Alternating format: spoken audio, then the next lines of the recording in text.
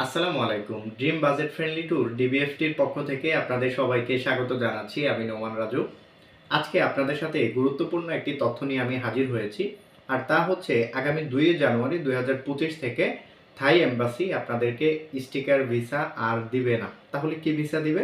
সেটি হচ্ছে আগামী ২ জানুয়ারি ২০২৫ থেকে এখন থেকে বাংলাদেশি যত ট্যুরিস্ট বা মেডিকেল থাইল্যান্ডে যাবেন আপনাদের সবাইকে ই-ভিসা দেওয়া হবে। তো ই ভিসার কার্যক্রম তারা বাংলাদেশ ছাড়াও আরও ৬৯টি দেশে তারা এই কার্যক্রম চালু রেখেছে। এছাড়াও গত ১ বছরে থাই এম্বাসি আপনার ১,৪০,০০০ বাংলাদেশিদেরকে ভিসা দিয়েছে। তো এটি অত্যন্ত আমাদের জন্য একটি ভালো খবর। কারণ হচ্ছে আপনি যখন স্টিকার ভিসা করতে যাবেন, আপনি অনেক হ্যাসেল পোহাইতে হবে, অনেকের ভুল হয়ে থাকে, অনেক সমস্যা হয়ে থাকে।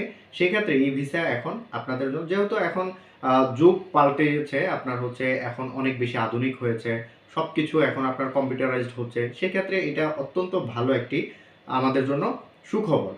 তো এছাড়া আরও একটি ব্যাপার হচ্ছে থাইল্যান্ড কিন্তু অনেক সুন্দর একটি দেশ। আপনারা যারা আগে গিয়েছেন তাহলে তো জানেনই। আর যারা পরবর্তীতে যাবেন বলেও চিন্তা করছেন, অনেক সুন্দর, সুন্দর জায়গা রয়েছে। তারপর আপনার এখানে আরও একটা ব্যাপার হচ্ছে যে আপনি এখন যেহেতু ইন্ডিয়ান ভিসা বন্ধ, তাহলে আপনি কিছুটা আপনার বাজেটকে এদিক সেদিক করে মানে কিছুটা খরচ বাড়িয়ে আপনি চাইলে যেতে পারেন থাইল্যান্ডে। তো সেই ক্ষেত্রে আপনার কিছুটা খরচ বেশি হবে, কিন্তু আপনি সুন্দরভাবে ঘুরতে পারবেন। আর আরও একটা ব্যাপার হচ্ছে যেহেতু মেডিকেল ভিসারও এখন স্লট কম দিচ্ছে, আপনার হচ্ছে মেডিকেল ভিসার এখন অনেক সমস্যা হচ্ছে, অনেক কাগজপত্র দেখছে। তো সেই ক্ষেত্রে এখানেও আমি যদি বলি, আপনি থাইল্যান্ডে ইন্ডিয়া থেকেও আরও ভালো বেশি সেখানে ট্রিটমেন্ট পাবেন। এর কারণ হচ্ছে আপনার থাইল্যান্ডের চিকিৎসা ব্যবস্থা বিশ্বের কয়েকটা দেশের মধ্যে আপনার অন্যতম। তো সেই ক্ষেত্রে আমি আশা করছি যে আপনারা যারা এই ভিডিওটি দেখবেন তারা অবশ্যই থাইল্যান্ড যারা যেতে চান, আপনাদের জন্যই মূলত এই ভিডিওটি করা আমার। এবং আশা করছি যে থাইল্যান্ডের যদি ভিসার কার্যক্রম সেভাবে চালু হয়, অবশ্যই আমি আপনাদের জন্য আরও একটি ভিডিও নিয়ে আসব, যেখানে আমি দেখাবো যে ই ভিসা কীভাবে আপনি ফিল আপ করবেন, কিভাবে আপনার অন্যান্য কাজগুলো আপনি আগের যে সিস্টেমগুলো রয়েছে সেখান থেকে কী কী পরিবর্তন রয়েছে, অবশ্যই সেটিও আমি ভিডিওতে আলোচনা করব।